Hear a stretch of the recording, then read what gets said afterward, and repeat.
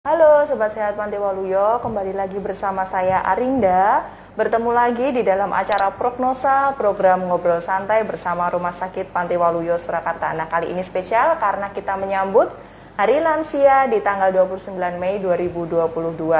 Nah, kali ini kita akan mengangkat tema mengenai demensia pada lansia. Oleh karena itu, bersama kita di sini sudah hadir Dr. Igor Hermando, spesialis neurologi ya dok ya, di Rumah Sakit Panti Waluyo Surakarta. Selamat siang dokter. Selamat siang Mbak Arinda dan Sobat Sehat semuanya. Iya, senang sekali bertemu lagi dengan Dr. Igor. Sekian lama kita sudah nggak ketemu ya dok ya.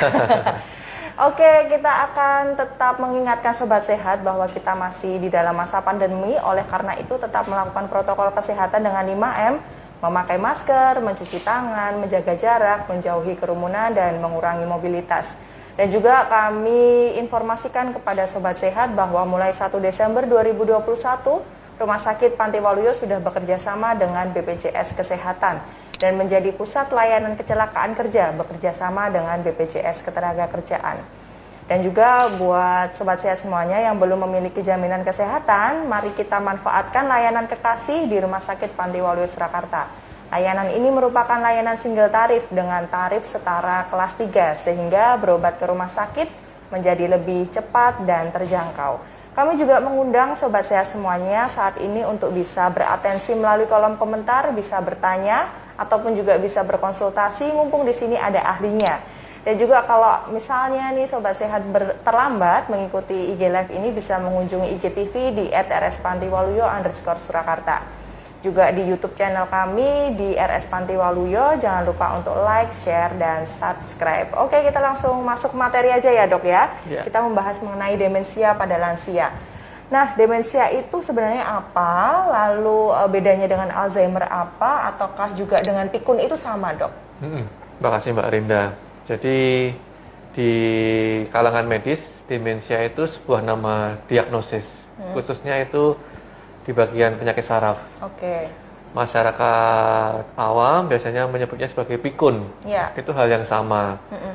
Yang menjadi problem adalah sebagian besar masyarakat kita itu masih menganggap masalah pikun ini masalah hal yang lumrah terjadi pada orang yang sudah lansia. Betul sekali dokter. Sehingga kalau ada eyang atau saudara yang punya masalah daya ingat lupa, sudah sepuh ya wajar. Ya biasa gitu ya dok ya. Sehingga tidak diperiksakan ke dokter, tidak mendapat penanganan, akhirnya akan bertambah berat derajat lupanya. Bahkan bisa sampai lupa dengan putra-putranya, bisa lupa dengan dirinya sendiri, sehingga walaupun dia di rumah merasa asing, akhirnya apa? Keluyuran. Kan kadang-kadang nemu seperti itu ya. Orang tua keluyuran, hilang, lupa jalan ke rumah. Nah, jangan sampai seperti itu. Dan Alzheimer itu salah satu bagian dari demensia. Ada 4 macam. Nanti mungkin ada waktu lagi untuk kita kupas satu-satu. Tapi ini Alzheimer dulu. Ini tepat karena Alzheimer itu yang paling berat dan yang paling banyak. Nah, kalau untuk jumlahnya sendiri nih dok, ini akan bertambah atau tidak ya dok ya? Nah, pertanyaan baik. Jadi di era modern ini, kan penyakit itu bergeser. Dulu penyakit infeksi itu banyak. Sekarang banyak ke penyakit degeneratif. Poin keduanya, usia harapan hidup semakin meningkat. Lebih banyak orang-orang yang berusia senior sekarang. Sehingga angka kejadian demensia juga ikut meningkat. Oh gitu. Berarti artinya demensia pada lansia ini adalah sesuatu yang pasti gitu ya dok ya? Harus dibedakan antara demensia dengan proses penuaan yang sehat dan berhasil. Demensia ini suatu kejadian yang tidak normal, sehingga perlu treatment. Tapi kalau penuaan itu wajar. Misalkan gini, Mbak Arina tahu Perdana Menteri Malaysia dulu Mahathir Mohamad. Itu ketika dia akan jadi Perdana Menteri yang kedua tuh usianya hampir 90 tahun loh. Dia bisa begitu smart dan sharpnya dalam berpikir loh. Nah, itu salah satu penuaan yang berhasil. Umur biologis boleh tambah sepuh, tapi memori itu tidak boleh tambah lupa. Tapi kalau lupanya sekedar lupa naruh kunci, lupa naruh HP yang simpel seperti itu sih masih dalam batas maklum ya. Nah, tapi udah lebih dari itu harus aware. Berarti kita harus aware terhadap demensia ini dengan ciri-ciri yang seperti apa nih, Dok? Nah, sobat sehat pasti punya eyang atau oma opa di rumah. Itu coba kalau sudah mulai ada gejala lupa menyebutkan nama anak atau cucunya. Itu harus aware sekali. Itu salah satunya ya, Dok, yang paling gampang ya. Nama putar, nama cucunya. Kemudian yang kedua, lupa kejadian yang baru saja terjadi. Contoh gambarnya gini. Ketika sudah siang gini ditanyain, "Yang, tadi pagi udah sarapan belum?" Sudah, ya bilang gitu. Sarapannya pakai apa? Lah, ketika eyang atau oma opa ini bingung atau lupa, itu juga sign kedua. Jadi lupa kejadian yang baru saja terjadi, bukan kejadian yang lama. Nah, kejadian lama pasti masih ingat. Malah yang kejadian simpel lagi. Itu dua sign itu. Jadi memang sebenarnya itu perilaku dan apa yang biasa dilakukan sehari-hari ya, yang dilupakan itu malah itu ya, Dok? Iya. Keluarga terdekat bisa mendeteksi dini dengan tadi simbol-simbol seperti itu. Lah, ketika sudah ada gejala 1 atau 2, sebaiknya diperiksakan ke dokter spesialis saraf terdekat, Mbak Arinda. Nanti kita sebagai spesialis saraf sudah ada toolnya, sudah ada wawancaranya, apa-apa yang perlu dipertanyakan untuk mempertajam ini demensia atau bukan. Dan kalau demensia yang mana? Baik. Jadi seperti itu ya. Ada beberapa yang harian itu malah jadi lupa sudah mandi atau belum. Sehari mandi sampai 5 kali. Benar banget. Kemungkinan juga ada seperti itu. Nah, ada penyebab khusus nggak, Dok? Kenapa kok dia demensia? Apakah ada faktor keturunan atau mungkin benturan sebelumnya gitu, Dok? Jadi khususnya untuk demensia Alzheimer itu tetap ada faktor genetik ya, Mbak Arinda ya, tapi tidak banyak. Kemudian ada faktor yang lebih dominan sih gaya hidup, lifestyle, di mana kita kan sekarang sering ngopi-ngopi cantik. Ngopi termasuk bikin demensia ya? Bukan kopinya, tapi kadang-kadang yang kita minum itu kan kopi susu, di mana krimernya banyak, gulanya banyak, di mana itu bisa menjadikan nantinya seseorang terkena diabetes. Ketika sudah terkena diabetes, resiko menjadi demensia menjadi lebih besar. Berarti tidak langsung ya? Tidak langsung. Kemudian kita sebagai karyawan seringkali disuruh lembur oleh bos. Lah, begadang semalam-malaman sehingga tidurnya kurang, istirahat kurang. Itu juga bisa membuat otaknya menjadi lebih cepat lelah dan lupa. Berarti untuk begadang sendiri itu juga bikin secara tidak langsung loh ya, tidak langsung tapi jangka panjangnya. Bagi para bos semoga mengikuti live Instagram ini ya, Dok ya. Jadi jangan memberikan tambahan pekerjaan di mata hari. Wah, ya ini.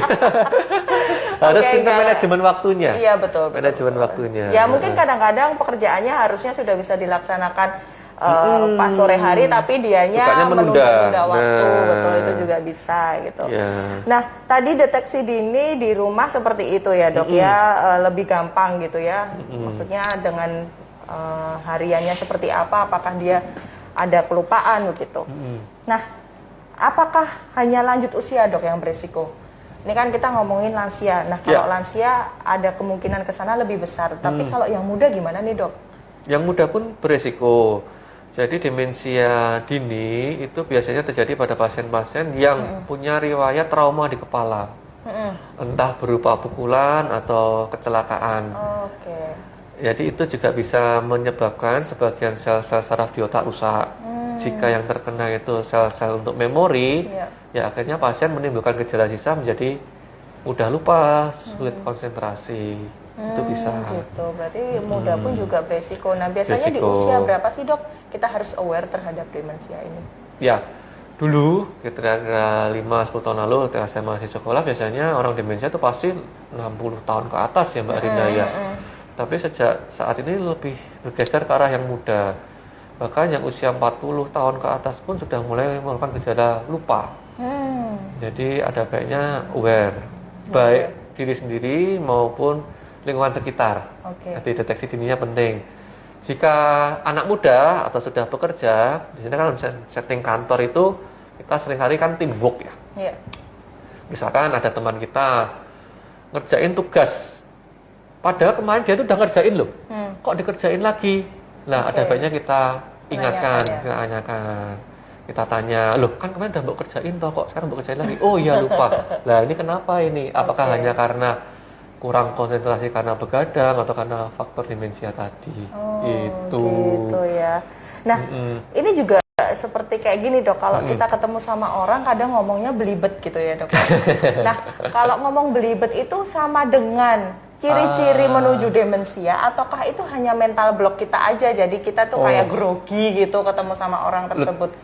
Tergantung. Itu sama nggak sih sama demensia dok? Loh kalau ketemu Mbak Arinda grogi ya, gitu. Oh iya betul. Kalau ketemu yang cantik jadi grogi. Oke, baik.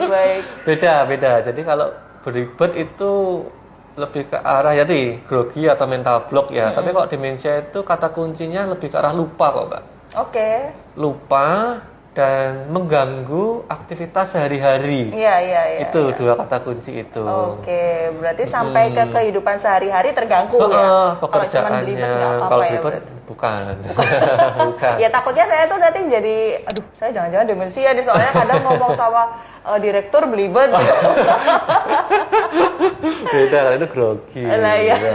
Oke, ini ada pertanyaan yang sudah masuk.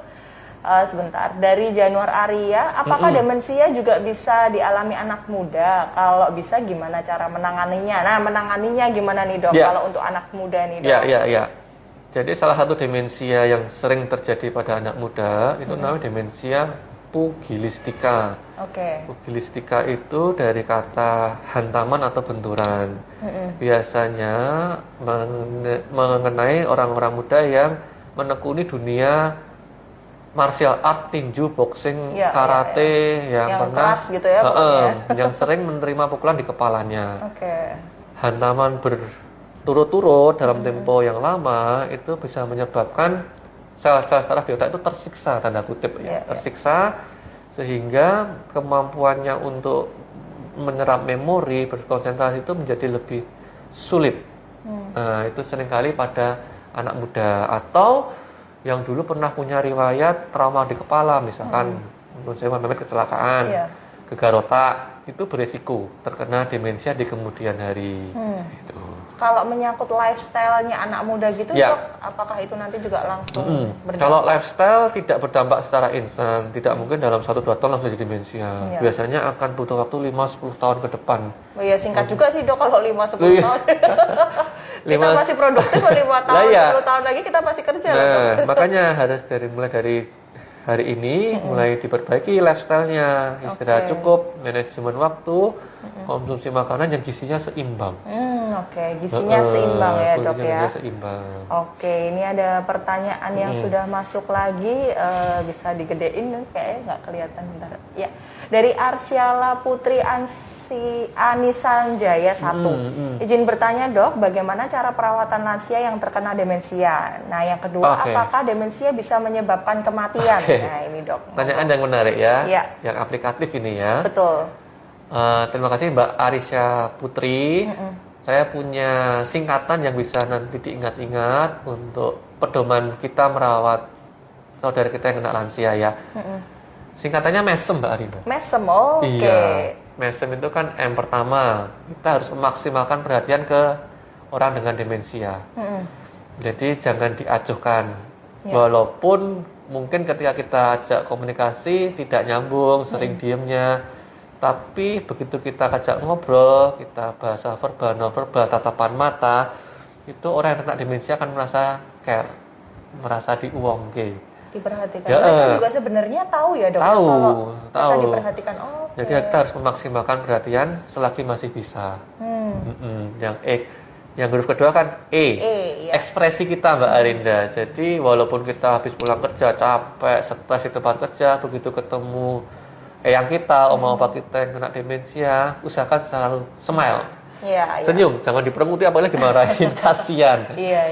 Kadang juga itu keluarga mungkin juga sudah mengalami stres, sudah capek ya ngurusin, tapi nggak boleh, kita harus tetap senyum, smile. Kemudian kadang-kadang hal seperti itu bisa menimbulkan nggak enak di hati. Contoh gini, orang yang sudah sepuh itu kan kebanyakan duduk ya, di kursi rodanya atau di kursinya.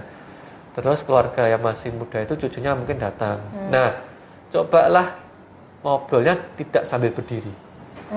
Jadi sama-sama setara. Tetap harus duduk agar wajah kita bisa setara. Tatapan mata juga setara. Karena kalau orang sudah sepuh itu biasanya gampang keloro-loro hati. Bayangkan kalau misalkan harus nunggak gini. Nah, itu nanti bisa menimbulkan kesalahpahaman. Jadi ngambek-ngamuk. Jadi harus setara, sejajar ekspresi tatapan matanya. Yang tadi yang ketiga berarti S ya. Mesem, M-E-S ya. S itu simple. Gunakan bahasa yang sederhana. Orang tua kita biasanya kan bahasa Jawa, ya usahakan pakai bahasa Jawa. Kalau tidak bisa pakai bahasa Indonesia yang sederhana. Hindari kata-kata zaman now. Seperti besti apa-apa ya nggak dipahami mereka. Ya, yang sederhana aja. Kalau misalkan orang tua kita juga sudah berkurang pendengarannya, kemudian sudah mata pandangannya sudah mulai kabur, kita mulai bisa pakai gambar. Jadi mesem itu yang yang kata keempat, edarkan gambar. Mungkin bisa kita download di internet, kita print misalkan gambar toilet. Ketika orang kita mau pipis, tunjuk gambar toilet. Atau pengen makan, tunjuk gambar makanan. Tidur, gambar kasur. Itu khusus untuk yang tidak bisa berkomunikasi. Ya, yang demensia sudah gejalanya berat. Itu seringkali seperti itu dan itu membantu. Kadang-kadang terjadi kesalahpahaman. Si lansianya pengen ini, anaknya jawabnya B, nggak nyambung. Dengan gambar akan membantu. Nah, itu ya, edarkan gambar. Yang terakhir berarti mesem. M yang terakhir itu adalah kita harus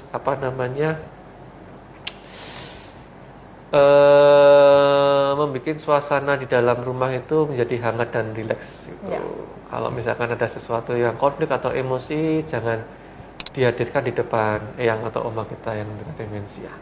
Gitu ya. Karena mereka juga ternyata masih merasakan. Walaupun secara otak itu pikun, tapi kan masih punya hati dan perasaan itu tahu. Benar, karena mungkin ekspresinya mereka tuh tidak terlihat gitu loh, Dok. Jadi kayak cuman kosong gitu, tetapi ternyata ngerti apa yang kita lakukan. Iya. Ini cukup membantu juga pemahaman pada caregiver ya, terutama ya keluarga yang juga ngopeni untuk pasien-pasien yang demensia ini. Mungkin kita akan merasa sangat overwhelmed gitu ya, karena sangat stres, tapi dengan cara-cara simpel ini tadi yang sudah disampaikan oleh Dr. Igor bisa membantu kita semua untuk bisa berkomunikasi, membuat suasana rumah menjadi lebih hangat gitu ya untuk pasien-pasien demensia khususnya. Yang kedua itu menyebabkan kematian. Bisa menyebabkan kematian atau enggak ya? Demensia memang bukan penyakit yang fatal ya Mbak Arinda. Tidak akan menimbulkan kematian secara langsung seperti jantung koroner atau stroke perdarahan. Tetapi ini penyakit yang menimbulkan kerempongan. Kerempongan pada keluarga. Sehingga sebisa mungkin jangan sampai demensia tersebut jatuh ke derajat yang berat. Kalau bisa dicegah, kalau sudah terlanjur ya yang ringan-ringan aja. Secara langsung tidak bisa menyebabkan kematian. Kalau rempong ya. Rempong tapi keluarga ya, bukan penderita demensianya sih ya. Dok. Nah, ada nggak sih makanan-makanan khusus gitu dok yang menyebabkan demensia? Katanya kalau orang dulu tuh nggak boleh makan berutu ayam gitu dok. Apakah itu ada, ada pengaruhnya nggak sih sebenarnya dok ke situ? Itu kalau berutu jadi demensia itu mitos. Nggak ada pengaruhnya. Cuman tetap berpola hidup sehat. Pola gizi seimbang. Kemudian kalau makanan-makanan yang fast food itu hindari. Makanan-makanan yang kadar gulanya berlebih dihindari. Perbanyak sayuran dan protein. Yang bisa menunjang ya, sedikit menunjang itu makanan-makanan yang mengandung antioksidan tinggi. Seperti buah naga. Bisa. Kena ini. Iya. Maaf ya. Gak apa. Kayak buah naga, kayak yang antioksidan tinggi. Kalau misalnya omega 3 dari buah dari apa namanya ikan-ikanan gitu bisa Boleh, nggak? itu bisa. Bisa juga ya dok ya. Oke. Nah sekarang kita mau tanya tentang senam otak nih dok. Wah iya ini. Ini kan jadi apa namanya dari mulai games-games anak muda sampai yang tua-tua juga dia ada senam otak yang kayak gini kan bisa kan? Iya. Tahu. Ini efektif nggak sih dok sebenarnya kalau buat pasien-pasien demensia? Banyak penelitian yang menelitikan tentang itu ya. Masih kontroversi Mbak Rinda. Maksudnya begini, ada sebagian penelitian yang bilang, oh ini bermanfaat. Tapi sebagian lain juga bilang enggak. Tapi yang jelas ada beberapa penelitian yang konklusif itu permainan satu catur. Oh catur, iya benar kalau catur. Ya, yang kedua teka-teki silang. Itu yang secara banyak penelitian yang bilang itu bermanfaat. Baik untuk mencegah maupun memperbaiki demensia yang masih sedang. Karena kalau kita main catur, baik lewat game HP atau real ada lawannya, itu kan setiap kali lawan kita mengambil langkah, kita kan menganalisa. Kita mikir, oh ini harus ngapain, ini harus gimana, ya toh. Kalau teka-teki silang, kan setiap ada pertanyaan baru, kita juga berpikir. Jadi titik tangkapnya lebih ke arah berpikir analitiknya itu. Oke. Dan di situ mengurangi. Dan kalau lebih baik caturnya ada benar-benar lawannya sehingga ada komunikasi. Ya. Ada Ya walaupun interaksinya. cuma mata sama mata gitu. Iya. Kode-kodean. Iya. Jadi catur dan teka-teki silang tadi yang lebih bermanfaat ya. Oke. Nah, ada yang bertanya lagi dokter. Kayaknya ini topik yang cukup menarik karena mungkin jarang juga dibahas dan biasanya dari caregivernya yang ingin menanyakan mengenai pasien yang ada di rumahnya. Nah ini dari Ibu Asmorawati 2, dok, kalau kesedihan kadang lupa untuk mengingat sesuatu, apa tergolong demensia? Iya. Jadi demensia dengan orang yang sedih terus-menerus itu namanya depresi. Oh beda ya dok ya. Demensia dan depresi. Ini dua diagnosa penyakit yang berbeda. Ya. Tetapi bisa rancu karena memang gejalanya mirip. Gejalanya mirip. Orang dengan kesedihan yang berlarut-larut juga seringkali mudah lupa konsentrasi dan sering lupa. Tetapi itu bukan masuk golongan demensia. Oke, itu maksudnya apa depresi ya? Karena kalau demensia itu lebih cenderungnya gampang turun terus. Tapi kalau depresi, begitu nanti depresinya itu kita atasi. Oh gitu. Iya. Jadi istilahnya masih reversible. Oke. Tapi kalau sudah demensia itu sebenarnya Degeneratif, memang, progresif degeneratif. gitu ya. Kalau nggak diobati tambah turun, kalau diobati memang melandai. Stagnan. Tapi juga nantinya bisa turun. Tapi kalau lupa pada depresi itu bisa sembuh. Ketika depresinya kita bisa atasi. Oke, berarti kalau kesedihan itu tadi mungkin masuknya ke ranah kejiwaan ya? Iya. Oke ya, itu tadi Ibu Asmorawati. Mungkin ada second opinion bisa ke dokter spesialis kejiwaan gitu ya dok ya. Ya ini memang dunia yang rancu gitu antara kesedihan banyak overlappingnya. Overlapping di situ gitu.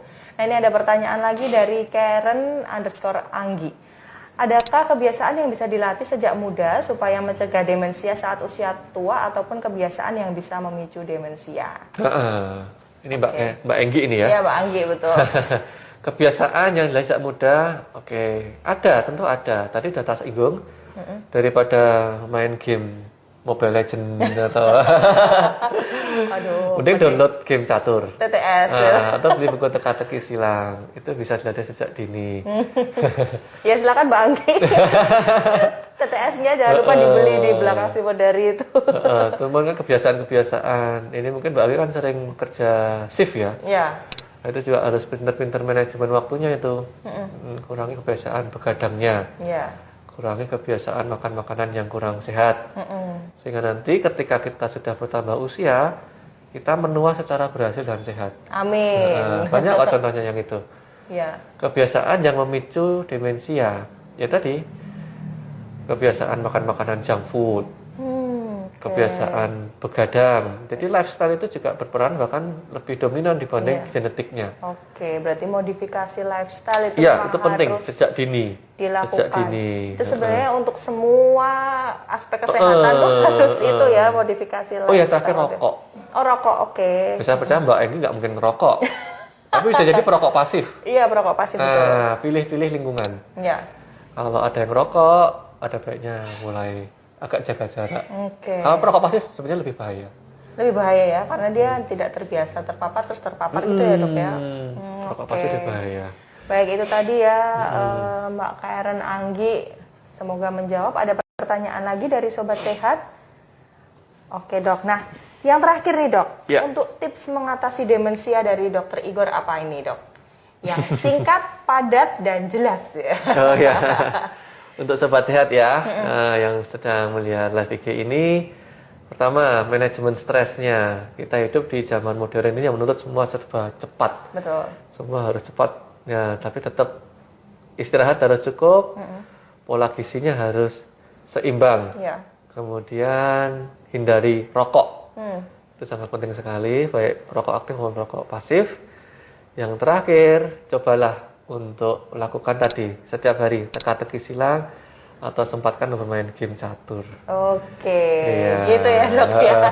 Yang terakhir itu mengasyikkan tetapi ya kadang-kadang membosankan. Membosankan, iya memang. Main TTS tuh ngapain gitu, main catur tuh ngapain. Tapi ini melatih kita semua sedari muda supaya mencegah demensia itu tadi. Dan untuk Sobat Sehat yang mungkin membutuhkan layanan konsultasi dengan Dokter Igor, bisa di jadwal prakteknya di Senin sampai Jumat. Ini kalau yang pagi Senin sampai Jumat jam 8 sampai jam 14. Dan di hari Sabtu jam 8 sampai jam 12. Dan di sore hari tetap ada nih di hari Rabu dan Jumat. Di hari Rabu itu jam 17 sampai 19 dan hari Jumat itu jam 16 sampai 18. Untuk informasi lebih lanjut bisa telepon ke 0271 712077 ataupun melalui WA, telepon, Telegram dan SMS di 081 5671 7076. Nah, Sobat Sehat yang kali ini ketinggalan bisa langsung ke IG live kita di IGTV di @rspantiwaluyo_Surakarta ataupun juga mengikuti di YouTube channel kami di RS Pantiwaluyo. Saya Arinda dan Dokter Igor, terima kasih sekali untuk informasinya, terima kasih juga untuk atensinya Sobat Sehat semuanya. Kita ketemu lagi di minggu depan di Prognosa dengan topik yang lebih menarik lagi. Dadah!